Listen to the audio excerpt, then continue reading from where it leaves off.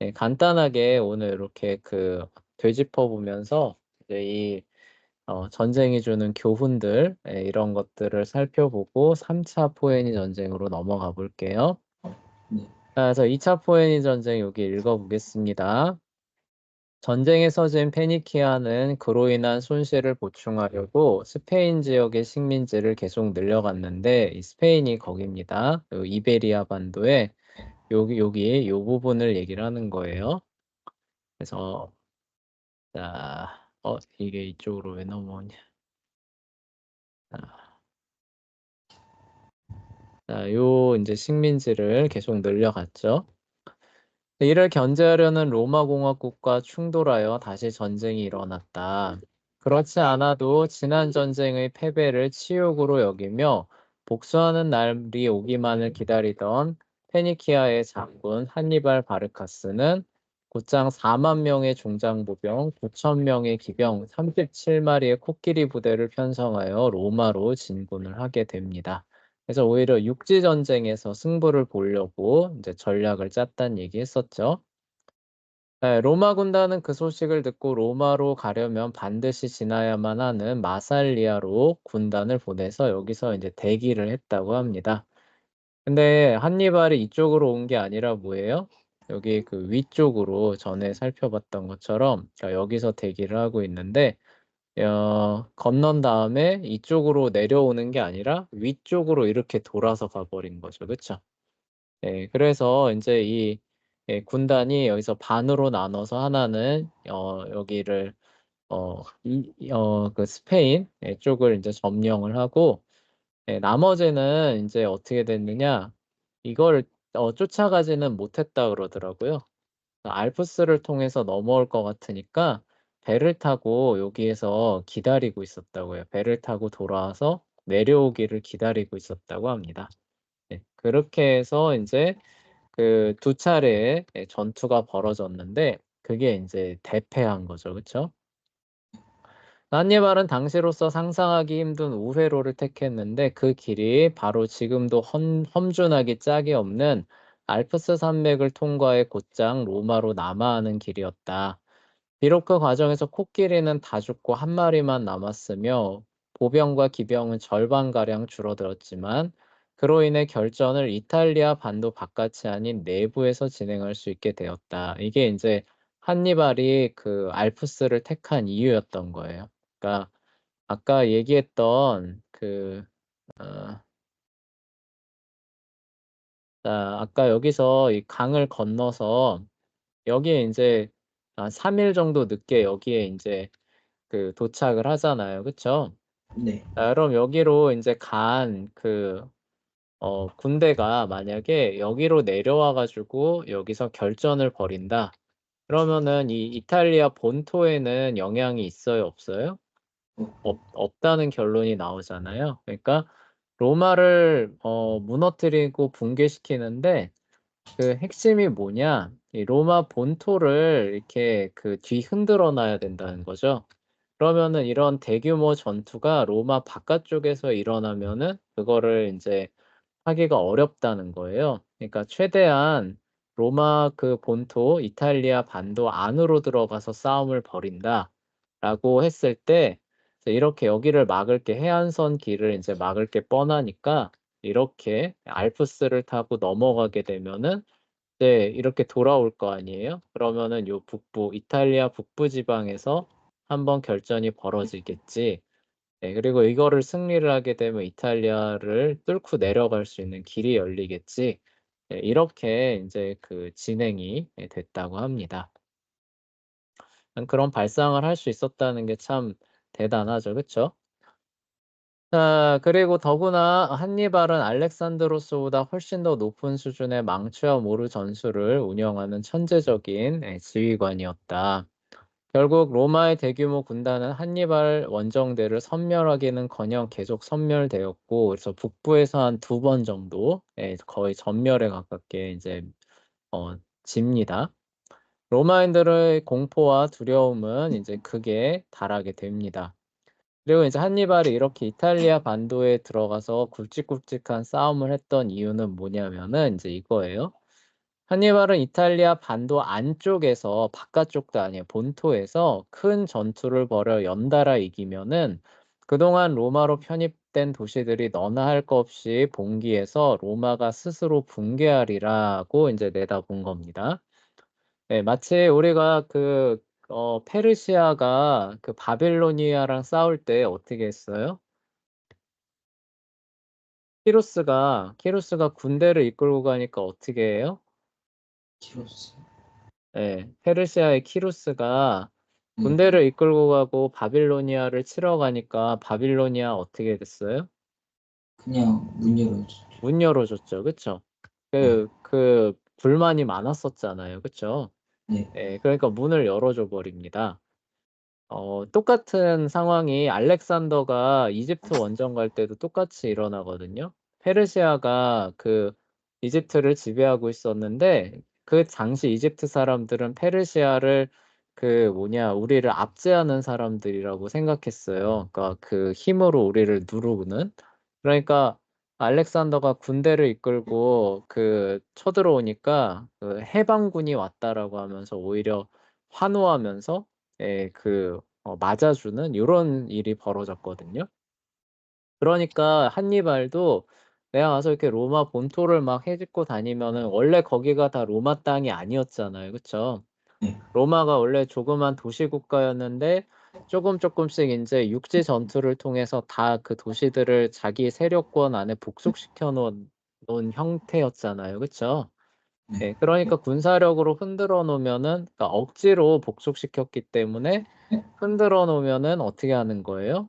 자발적으로 다 성문을 열고 그쵸? 로마를 배신하고 인제 배신한다기보다 로마의 등을 돌리고 이제 오히려 예, "우리를 환영해 줄 것이다."라고 인제 큰 그림을 짰던 거예요. 예, 그래서 인제 육지 전쟁을 해도 "승산이 있다."라고 본 겁니다. 그런데 이게 큰 대전략인데 이게 인제 엇나가기 시작했던 거예요. 그러니까 이게 사실 상상하기 어려운 거죠. 예를 들어서 저번에도 설명했지만 우리나라가 일본한테 한번 이렇게 점령이라고 해야 되나? 하여간 병합을 당했었잖아요. 그쵸? 예. 근데 일본을 누군가 때린다 그러면 우리 정서상으로는 어때요? 오히려 '통쾌하다. 잘한다.' 그죠? 예. '이 기회에 일본에 손을 잡고 일본의 뒤통수를 때려서 우리가 독립한다.' 막 이런 생각들 하게 될 거 아니에요. 그쵸? 네. 예, 그러니까 런 그림을 그리고 인제 실제로 대규모 전투도 이겨 가지고 이탈리아 반도에 진입까지 했는데 웬걸 이 복속됐던 이탈리아의 도시 국가들이 로마의 등을 돌리기는커녕 어떻게 하는 거예요?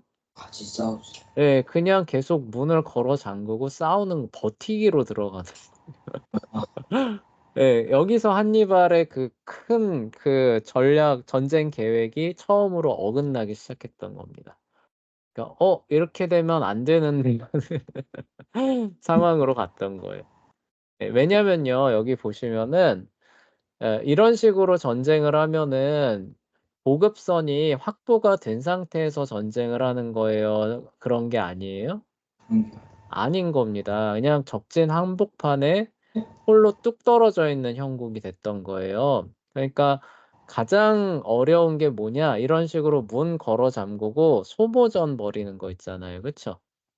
예. 이렇게 되면 어때요? 나는 공급을 못 받는 상태에서 상대방은 뭐 바닷길도 열려 있으니까 여러모로 다 공급을 받는 상태에서 "그래.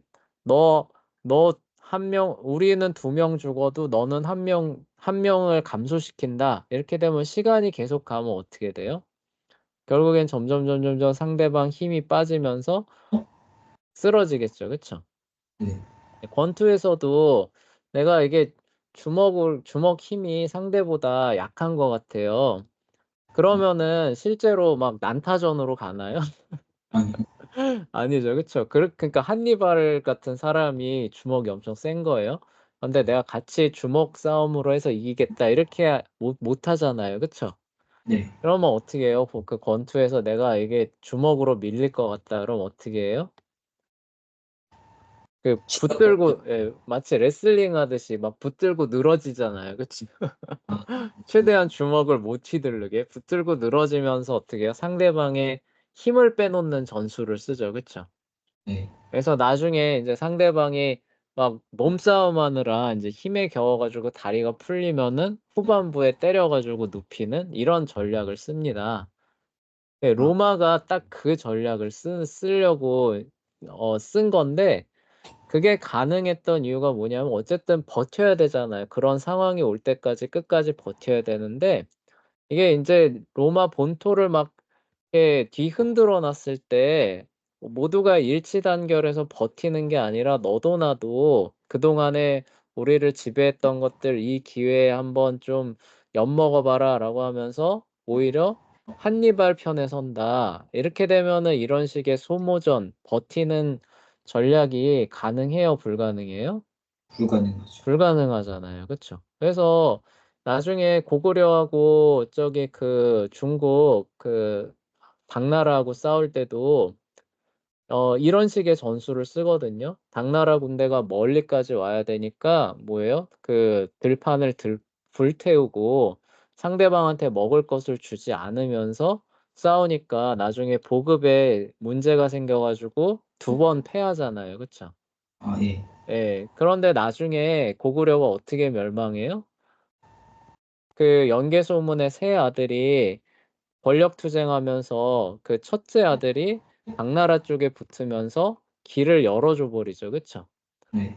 예. 그러니까 안으로부터 끝까지 일치단결하는 게 아니라 이런 식으로 하여간 이 연개소문의 첫째 아들은 인제 뒤통수 맞은 거죠. 그쵸? 그래서 인제 울분이 난다고 상대방의 그 편에 붙으면서 오히려 문을 열어주니까 어떻게 돼요? 이런 식으로 버티는 작전을 쓸 수 있어요? 없어요? 저, 없는 거죠. 근데 로마는 이게 됐다는 거예요. 근데 이게 하루 이틀 한 게 아니에요. 여기 밑에 보시면은 15 년을 버틴 거예요, 15 년. 와, 15년. 예. 그러니까 그 요 밑에 여기 그 한니발이 요그 요 칸나에서 승리하고 요 그리스계 남부 요 지역을 인제 그 자기 기반 지역으로 삼았다라고 얘기를 했잖아요. 그쵸? 네. 네, 이런 상태가 15 년이 간 거예요, 15 년. 무슨 얘기인지 아시겠죠? 그쵸? 네. 그러니까 로마 입장에서도 끈질기게 버틴 겁니다. 그리고 한니발도 거기서 진짜 끈질기게 버틴 거예요. 어, 네. 그래서 인제 청야 전술을 한 15년 가까이 쓰게 됐고 한니발도 15년 가까이 버티면서 어떻게든 로마를 무너뜨리려고 했던 겁니다. 그리고 이제 결정적인 인제 그 도움이 한번 왔던 게 그 에스파니아 본국에서 인제 지원병하고 공성 무기예요. 공성 무기를 많이 갖고 인제 왔는데 예. 로마 로마 공화국에서 얘네 둘이 합세하면은 인제 '큰일 나겠다.'라고 싶어서 합세하기 전에 그 지원군을 먼저 무찔러 버리는 이제 그게 사실 그게 결정적이었다고 합니다. 이 전략을 15년 동안 쓰면서 버틸 수 있게 하는. 예. 그렇게 해서 15 년을 그러니까 권투 경기로 치면은 10 라운드 경기인데 한 초반에 한 1 라운드 2 라운드에 한 3번 정도 다운을 당한 네. 예 그러니까 이게 주먹 싸움으로는 안 되겠다 싶으니까 그다음 한 8 라운드 9 라운드 될 때까지 뭐 하냐 붙들고 늘어지는 예 붙들고 늘어져서 그 상대방의 다리를 둔하게 하는 그런 전략을 인제 쓴 거예요. 예 그리고 인제 마지막 라운드에 가서 이제 스키피오라는 사람이 나와서 인제 그 마지막 라운드에 갈 때쯤 되면은 인제 스페인 본토도 함락이 되고 인제 뭐 남은 게 거의 없게 됩니다. 그 기병대를 압도적인 전력 우위였던 기병 전력을 공급하던 누미디아라는 그 왕국이 북아프리카에 있는데 거기도 인제 로마가 점령을 하고 그다음에 시라쿠사도 또 로마가 점령을 하고 그러니까 그 본토 상황 외에는 다 무너지고 있었던 그런 상황이었던 거예요. 그런데도 한니발이 어쨌든 15년을 거기서 버틴 겁니다. 네, 그래도 이제 안 나가니까 한니발이 안 나가니까 이제 보낼 수 있는 유일한 방법은 본토를 공격하는 것이다라고 해서 스키피오가 카르타고 본토를 치고 들어가면서 이제 한니발이 황급하게 배를 타고 그걸 막기 위해서 귀환하면서 드디어 그 이탈리아에서 이제 빠져나가는 거고, 이제 마지막 라운드에 드디어 이제 발이 좀 느려진 것 같고 좀 이제 해볼 만하니까 이제 로마하고 그 한니발하고 이제 정면 대결로 들어갔던 거예요. 그게 바로 전에 말했던 자마 회전이 됩니다. 예, 그 자마 회전에서 결국 이 스키피오가 한니발을 한 대 때려가지고 KO 시키면서, 그쵸? 네. 예, 이기는 전쟁이 바로 이 2차 포에니 전쟁이다라는 그 얘기를 했던 거예요. 그래서 그는 한니발을 이탈리아에서 몰아내기 위해 카르타고 본국을 침공하는 쪽을 택했으며 결국 한니발은 그를 막기 위해 황급히 카르타고로 돌아오고 말았다. 결국 201년에 지중해 지역의 지배자가 누구인지 결정하는 전투가 카르타고의 자마에서 열렸으며 이 전투에서 스키피오가 승리했다. 전쟁에서 진 한니발은 동방의 셀레우코스 왕조, 여기가 거기입니다. 알렉산드로스 그가 죽고 나서 네 명의 그 부하들이 나눠 갔잖아요. 그쵸? 네. 그 중에서 이제 안티고노스 왕조가 가장 컸었는데 그 왕조를 막으려고 이집트의 프톨레마이오스 왕조가 시리아를 떼줍니다.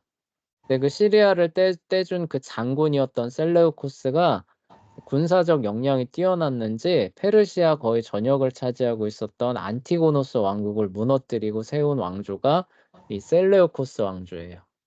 아, 네, 그리고 그 다니엘서에 나오는 그 왕조입니다.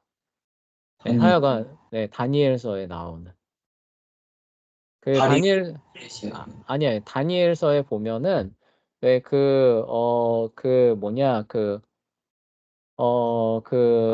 적그리스도의 그런 어떤 그 모형처럼 그 예언되는 그 왕조가 출현할 것을 말하는 부분이 있거든요. 뒤쪽에 보면은. 예. 예, 그 왕조가 바로 이 왕조라는 거예요.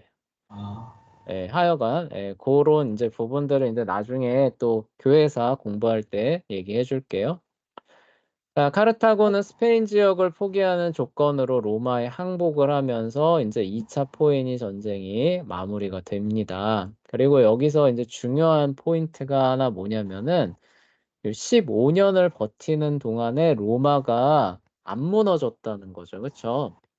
한니발의 계산이 사실 틀렸다고 보기는 어려워요. 일반적으로 보면은 사실 이런 상황이면은 원한 관계가 됐든지 민족적 자존심이 됐든지 오히려 반대편에 손을 들어주는 게 일반적인 케이스거든요. 그래서 아까 말했던 그 바벨로니아 그 케이스도 그렇고 그다음에 이집트 케이스도 그렇고 그런 것들이 실제로 많이 있었어요. 그런데 왜 로마는 오히려 이 사람들을 군사력으로 다 점령을 했음에도 불구하고 군, 어떤 이런 큰 어려움이 닥쳤을 때 이 도시들이 한니발 편을 들지 않고 그냥 끝까지 버티기로 나가는 어떻게 보면 답답한 전략이잖아요. 그쵸? 네. 15년 가까이 버티기로 나가는 거기에 동참을 했을까? 라는 부분을 우리가 사실 꼭 짚고 넘어가야 됩니다. 그러니까 로마라고 하는 나라가 다른 나라랑은 달랐다는 거죠. 그렇죠? 무언가가 달랐다는 거예요. 예. 뭐가 달랐느냐라고 하면은 전에도 얘기했던 것처럼 그 법으로 어떤 그 시민의 기본적인 자유나 권리를 보장하는 이런 측면에서 오히려 메리트가 있다라고 사실 봤던 거예요. 그러니까 그 당대 고대 세계에서는 이런 식의 통치 시스템이 있다는 거예요, 없다는 거예요? 없었던. 없다는 거죠. 그렇죠? 법을 통해서 무언가를, 그렇죠? 이렇게 그 보장을 하고, 그래서 내가 이렇게 그 자유롭게 어느 정도 자유롭게 무언가 이렇게 권리를 보장받으면서 생활할 수 있는 이런 게 되게 낯선 개념입니다. 고대 세계는 기본적으로 뭐예요? 왕이나 귀족 같은 사람이 지배하는 거잖아요. 그쵸? 그 위에 군림하는 체계입니다. 예, 그래서 지시하고 지배를 받고 네, 이런 게 일반적인 그런 개념인데 로마는 힘으로 우리를 정복을 했는데 정복을 당했는데 그 다음 상황이 어떻게 되는 거예요? 오히려 그런 법과 제도를 가지고 일반 사람들이 살 수 있는 기본권을 보장을 해주는 네. 예, 오히려 그러니까 정복 당하기 전보다 정복 당한 후가 더 좋은 거예요. 그쵸? 네. 예, 그러니까 오히려 이런 한니발이 와가지고 너희가 다 저기 뭐냐 독립해라 그 이전으로 돌아가라라고 했을 때 이 예전 도시들은 오히려 뭐라고 한 거예요? 로마의. 그냥 로마에 남아있겠다라고 했던 겁니다. 그러니까 그, 근현대 시대가 로마법을 가지고 재건한 거라고 얘기를 하잖아요. 네. 로마의 법과 체계와 제도를 가지고 근대 세계를 복원한 거라고 얘기를 하거든요. 간단하게 얘기를 하면은. 그러니까 그런 것들이 가지고 있는 그런 메리트라고 해야 되나? 그런 게 고대 세계에서도 얼마나 사실 그, 어, 그런 게 컸었나? 이런 부분들을 우리가 여기서 살펴볼 수 있다는 거죠. 예, 그런 게 없다면은 로마는 한니발이 이탈리아로 진입해서 세 차례, 네 차례 큰 전투에서 승리를 거뒀을 때 자체적으로 붕괴했을 거예요. 그런 게 없었다면은. 네. 그리고 한니발의 계산처럼 돼가지고 이제 싸우지도 않고 너도 나도 성문을 열고 이제 나오면서 이제 로마가 멸망하는 이런 시나리오로 갔을 텐데 로마가 갖고 있는 이런 제도죠, 그쵸? 예, 그런 선진 제도와 문물 이런 것들이 로마가 큰 위기에 닥쳤을 때 붕괴하지 않는 원동력으로 작용을 했다는 거죠. 네, 그리고 그러한 부분들이 오늘날 우리가 살아가고 있는 이 현대 사회 있잖아요. 그쵸? 네. 현대 사회의 기본 원리들이 사실 여기에 다 담겨 있었다는. 네, 이런 시민들의 자유와 권리를 법과 제도를 통해서 보장하는 그리고 어떤 폭군이 나와서 그 사람들을 이렇게 지배하고 압제하는 것을 제도적으로 어느 정도 이렇게 막는, 방지하는 이런 부분들을 이제 이 로마 사회에서 사실 다 가져온 거거든요. 로마의 옛 법과 제도로부터. 근데 그런 부분들을 고대인들도 역시 좋게 생각했다는 거죠. 예, 그 부분이 사실 2차 포에니 전쟁에서 주는 가장 큰 시사점입니다. 예. 예, 물론 패권 전쟁이긴 했어요. 그래서 결국 지중해를 누가 먹느냐의 싸움이었는데, 그래서 결국 로마가 가져가기는 합니다. 근데 로마가 가져갈 수 있는 정말 위기 상황에서 그걸 이겨낼 수 있는 원동력은 어디서 나왔느냐라고 하면 로마가 가지고 있었던 법과 제도의 탁월성에서 나왔다는 거예요. 이게 없었다면은 로마는 요때 무너졌을 것이다라는 그런 역사의 교훈을 얻을 수가 있다는 거죠. 그리고 그 법과 제도가 우리가 알고 있는 자유민주주의의 기본 원형의 한 축을 이루는 거예요. 아, 예, 한 축이 전체는 아니지만 한 축을 이루는 겁니다. 예, 그래서 그런 역사적인 그런 시사점들을 남겨주고 이제 역사의 무대에서 퇴장하는 게 이제 카르타고고요. 카르타고가 어떻게 역사의 무대에서 퇴장했는지 오늘 간략하게 좀 살펴볼게요. 스페인 지역을 이제 빼앗겼으니까 카르타고는 본토밖에 안 남아 있겠죠. 그쵸? 네. 그런데 이게 생각보다 만만치 않았던. 아, 아, 네, 네, 패배하고 나서 다 빼앗고 그리고 엄청난 양의 전쟁 배상금을 물려놔요. 그러니까 이 얘기는 뭐예요? 그러니까 이제 스페인 지역도 빼앗겼고 이제 웬만한 섬들 지중해 섬들 다 빼앗겼고 이제 본토밖에 안 남았잖아요. 그렇죠? 네. 거기에다가 엄청난 양의 전쟁 배상금을 물립니다. 그러면은 인제 카르타고는 앞으로 어떤 그 나라로 갈 거로 생각이 됐냐면은 그 나오는 산업의 이득을 가지고 전쟁 배상금을 물기에도 그 급급한, 그런 말 그대로 2 류나 3류 국가 정도로 남겠지라고 생각하면서 어마어마한 양의 전쟁 배상금을 물렸던 거예요. 그렇게 해서 인제 로마는 인제 '카르타고를 더 염려하지 않아도 되겠지. 그냥 옛날 그냥 변방의 도시 국가 정도로 인제 몰락하겠지.'라고 생각했는데 이게 웬걸 네. 얼마 가지 않아서 그 엄청난 양의 전쟁 배상금을 다 청산해 버립니다. 그러니까 그 정도로 엄청난 그 경제력을 자랑했다는 거예요.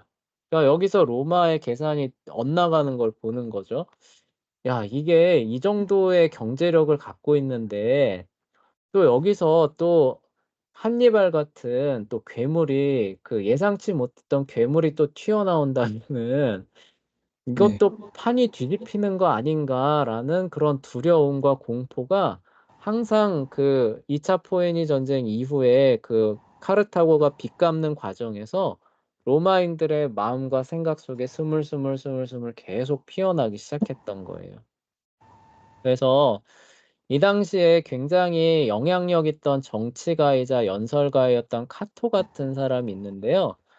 이 사람은 자기 연설이 끝날 때마다 마지막 끝맺는 말이 뭐냐, 오늘날 만약에 연설한다면은 끝맺는 말을 뭐라고 하겠어요, 재현님? 끝맺는 말이요?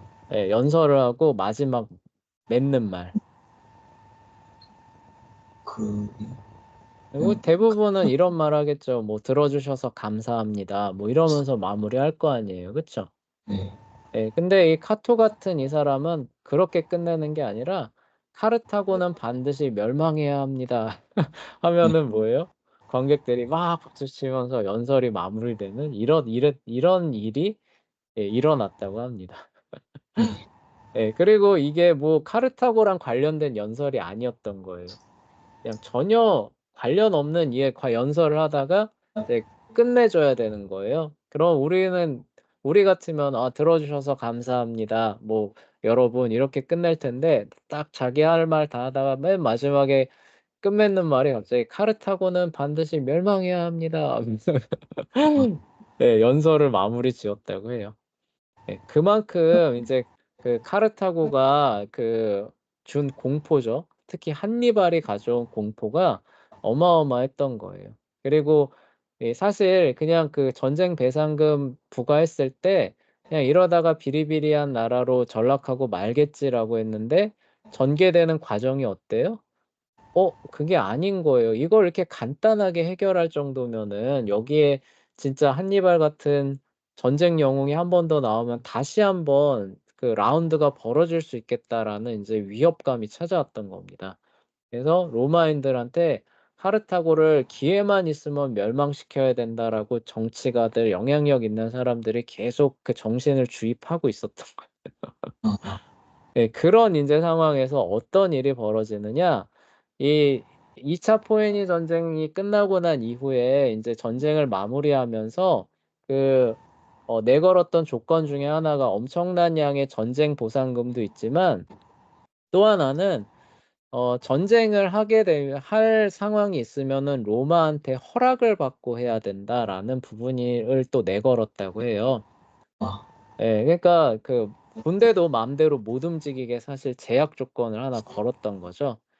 네. 그런데 그 카르타고 입장에서는 우리가 전쟁 배상금도 다 갚았으니까 이제는 더 이상 그런 그 협약에 얽매일 필요가 없다라고 생각을 했고, 그리고 요 옆 나라 아까 기병으로 유명한 누미디아라는 옆 나라가 있었는데 이 옆 나라가 이 로마의 그런 제약 조건에 물려 있는 걸 보고 카르타고를 심심하면 한 대씩 와서 때리고 뺏어가는 겁니다. 그래서 인제 카르타고가 그 전쟁 그 배상금을 다 물고 나서 인제 이를 북북 가는 거예요. 그래서 한 25,000명 가까이를 모아 가지고 누미디아랑 전쟁을 벌였다고 해요. 그런데 이 전쟁에서 카르타고가 집니다. 네. 그래서 져서 안 그래도 참 마음이 씁쓸한데 갑자기 로마에서 사절이 날라옵니다. "야 너 왜 우리 허락 없이 전쟁을 벌였어? 너 이렇게 해 가지고 2차 포에니 전쟁 끝났을 때 전쟁을 할 어떤 상황이나 필요성이 있으면 먼저 우리한테 통보를 하고 허락을 받고 군사 일으키기로 했잖아. 이렇게 우리 랑 상관없이 멋대로 군사를 일으키면 어떡해?" 이렇게 항의가 들어왔던 거예요. 아, 예. 근데 이거는 사실 뭐 그냥 항의 정도로 인제 할 수도 있는데, 사실 로마는 사실 아까도 얘기했지만 눈에 불을 켜고 지금 무슨 기회만 찾고 있는 거예요? 그, 예. 네. '얘네를 반드시 멸망시켜야 된다.' 그러니까 더 힘을 키우고 더 뛰어난 용장이 나오기 전에 현 상태에서 '완전히 주저앉혀야 된다.'라고 하면서 기회만 엿보고 있는데, 마침 그 빌미가 하나 제공이 된 거죠. 그쵸? 우리랑 2차 포에니 전쟁 끝날 때 허락 없이 전쟁 안 한다고 했는데 이게 사실 자기 방어적인 측면에서 군사를 일으킨 거거든요. 네. 그래도 어쨌든 "허락 없이 일으킨 거 아니냐?"라고 해 가지고 여기다 항의를 하는 겁니다. "왜 했냐?" 이렇게 하는 거죠. 그쵸? 예. 그 여 인 이 얘기는 뭐예요? 여기에 대해서 "야 우리가 이러이러해서 군사를 일으키는데 너희가 무슨 상관이야?" 이렇게 하게 되면 로마는 뭐라는 거예요? 바로 거기에 대해서 이거 봐라, 이거 봐라. 우리가 협약을 어겼네. 바로 전쟁이다." 사실 이 얘기를 하고 싶었던 거죠. 그쵸? 네. 그래서 "너희들 멸망시키려고 '너 이거 왜 허락 없이 전쟁을 일으켰어?'라고 딱 항의를 한 겁니다. 그러니까 제발 로마 입장에선 뭐라는 거예요? '아 이게 무슨 말도 안 되는 소리야.'라는 식으로 반응해 주길 바랐는데, 카르타고는 이렇게 로마가 항의를 하니까 "아 네 잘못했습니다 형님." 아, 이러면서 예 "다시는 안 그러겠습니다."라고 나오는 거예요. 로마 입장에서는 참 좀 그랬겠죠. 그쵸? 네. 그러니까 "야 그래 그럼 너희가 허락 없이 이렇게 저기 군사를 일으킨 거에 대한 그 벌로 또 전쟁 배상금 이만큼 하고, 그리고 또 하나는 인제 이렇게 멋대로 군사를 움직였으니까 너희가 갖고 있는 모든 무기를 다 내놔라." 이렇게 요구를 했다고 해요. 네. 그리고 이걸 요구할 때는 사실 로마는 또 '아이 이제는 안 받아들이겠지.'라는 사실 생각으로 이걸 했던 겁니다. 근데 카르타고가 로마랑 싸우다가 인제 좀 질렸나 봐요. 그래서 "네 알겠습니다 형님. 죄송합니다. 다시는 안 그러겠습니다." 하고 그 엄청난 양의 또 배상금과 또 무기들을 다 싹싹 긁어 가지고 로마에다가 줬다고 해요. 네. 근데 로마는 그 무기를 받아들이면서 더 경악을 했대요. '와 이렇게 많은 무기가 있었' 얘네들이 진짜 이거를 갖고 우리랑 싸우기로 들면은 '큰일 나겠다.'라는 생각을 했던 거예요, 그 무기를 오히려 받으면서.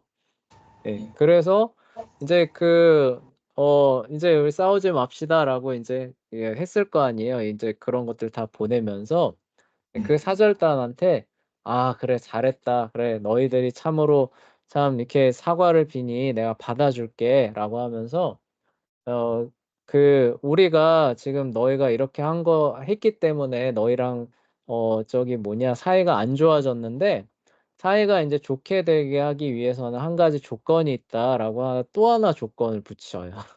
로마에서요? 예 로마에서요. 그러니까 아, 지금까지는 인제 너희가 했던 잘못에 대한 벌이고, 이제 그런 것들을 인제 이렇게 해 가지고 인제 어느 정도 인제 잘 마무리가 되니까 "그래 인제 앞으로 이제 싸우지 않고 잘 지내기 위해서는 하나 조건을 더 들어 줘야 된다."라고 해서 새로운 조건을 하나 내 겁니다. 되게 네. 치사하죠. 그쵸? 네. 근데 그 조건이 뭐냐면은 지금 있는 도시를 불태우고 16 킬로 정도 안으로 떨어진 곳에 들어가서 다시 "도시를 건설해라." 이런 조건을 내세웠다고 해요. 아, 이거 이거는 네 이거는 해도 너무했죠. 그쵸? 네. 네. 전쟁 배상금도 물고 무기도 줬고 했는데 갑자기 지금 있는 곳을 다 저기 불태우고, 그리고 해양 무역 도시 국가인데 "내륙으로 16 킬로 들어가서 살아라."라고 하는 거는, 이거는 뭐 말도 안 되는 얘기잖아요. 그러니까 이 얘기는 뭐냐면은 그냥 싸우자는 얘기예요. 그쵸? 만약에 이걸 또 받아들였으면은 또 무슨 조건이 또 나올 수도 있습니다. 네. 예, 그래서 인제 이 카르타고 시민들이 무기도 없는데 '아 이제는 더는 안 되겠다.'라고 생각해서 거부를 하니까 로마에서 "어 그래. 너희들 조건 안 받아들여? 그럼 우리랑 친하게 지내고 싶지 않다는 거구나. 안 되겠다. 전쟁이다."라고 해서 선전포고를 하고 전쟁이 벌어지게 솔직히 로마의 바람대로 됐네요, 결국. 그렇죠. 그러니까 계속 안 그래도 전쟁을 일으키려고 했는데 결국 그런 식으로 이제 끌고 나간 거죠. 그러니까 그 전쟁을 왜 일으키느냐? 두려운 거예요. 이 카르타고가 재기하는 게 두려운 겁니다. 그래서 재기하는 상황이 오기 전에 어떻게 한다? 먼저 싹을 잘라 버린다 이겁니다. 그래서 심지어 무기도 없는 카르타고를 향해서 이 로마의 정예 군단이 인제 들이치는 거예요. 근데 이 카르타고가 너무 사실 이런 어떻게 보면 좀 부당한 대우잖아요. 부당한 대우에 진짜 화가 나 가지고 일치단결해서 '내가 죽으면 죽었지 항복은 하지 않겠다.'라는 결사항전의 의지로 무기도 없는데 막 급조된 무기를 갖고 이 정예 군단 로마와 싸움이 벌어졌어요. 이제 농성전이죠. 성에서 버티는 싸움을 인제 들어갔는데 이게 얼마나 격렬하게 저항을 했는지 그 정예 군단 로마가 카르타고를 포위했는데 3년 동안이나 공격을 했는데도 성이 함락이 안 됐다고 합니다. 아. 예. 성을 포위해 놓고 그러니까 물자 같은 거 다 차단해 놓고 그 정예 군단 로마가 공격을 했는데도 3 년이나 함락이 안 됐대요. 예. 그랬지만 어쨌든 로마가 계속해서 그렇게 공격을 하니까 결국에는 어떻게 되는 거예요? 무너지죠. 무너지죠. 그쵸? 그러니까 내가 아무리 잘 싸워도 한 10만 명이 나를 죽이려고 달려 네. 이거 이길 수는 없는 거잖아요. 그쵸? 네. 그래서 결국 3년 뒤에 인제 이 성이 함락이 되고 함락이 될 때 인제 어떻게 되느냐 이제 사륙전이 벌어집니다. 그래서 그냥 눈에 보이는 대로 다 죽여 버리는 거예요. 이거는 그 지역을 우리 지역으로 삼겠다가 아니라 완전히 멸절시켜 버리겠다라는 뜻이거든요. 그래서 이때 고고학 연구가가 얘기하기로 한 40만 에서 60만 가까이가 저기 이 3차 포에니 전쟁의 결과로 목숨을 잃었다고 해요. 그럼 민간인들도 그냥 싹 다 죽였어요? 그냥 싹 다 죽였다는 뜻이에요. 그러니까 아. 저항을 했잖아. 너희가 성문 걸어 잠그고 끝까지 싸운다고 했잖아. 그리고 항복하지 않고 결국 성이 무너졌으니까 너희한테 남는 거는 인제 죽음밖에 없어. 이걸 보여주는 겁니다. 그래서 싹 다 죽여 버립니다. 무섭죠. 네. 그래서 40만 에서 한 60만 가까이가 이 학살에 목숨을 잃었다고 하고 한 5만 명 가까이는 최후에 포로가 돼 가지고 이 5만 명은 전체가 다 인제 노예가 됐다고 해요. 그리고 카르타고라는 도시를 다 헐고 불태운 다음에 거기에 소금을 막 다 뿌려 가지고 이제 농사도 지을 수 없는 진짜 황무지와 불모지로 만들어 버려 가지고 다시는 인제 이런 인물이 나올 수 없게끔 완전히 그 지역 자체를 다 청소해 버리는 아. 예 그렇게 해서 카르타고를 결국 지도에서 지워 버리고 인제 서지중해죠. 서지중해로 대변되는 그 지역의 패권을 완전하게 손에 쥐는 것으로 역사가 마무리가 되게 됩니다. 그게 바로 3차 포에니 전쟁이 되는 거예요. 아. 비정하죠. 그쵸? 네. 예 그러니까 패권이라고 하는 그 측면들을 사실 이렇게 잘 보여줍니다. 그리고 또 하나는 뭐냐면은 이 이렇게 비장하게 저항을 좀 일찍 먼저 했으면은 어땠을까 이런 생각을 사실 할 수밖에 없죠. 그쵸? 네. 예. 배상금도 물고 막 무기도 다 포기한 상태에서 나중에 일치 단결해서 저항하니까 3년 저항했잖아요. 근데 처음부터 이렇게 저항했다면 어떻게 될까요? 가능성 로마도 이렇게 쉽지 않았을 거예요. 그쵸? 하여간 근데 마지막에 그렇게 아무것도 없는 맨손으로 사실 저항을 했기 때문에 이기기는 사실 쉽지 않았죠. 자, 어쨌거나 그러한 인제 교훈들을 우리한테 남겨주면서 카르타고는 지도에서 사라지고 지중해 서쪽 지역이죠. 지중해 서쪽 지역의 패자로 로마가 공고하게 자리 잡는 그 일이 마무리가 되게 됩니다.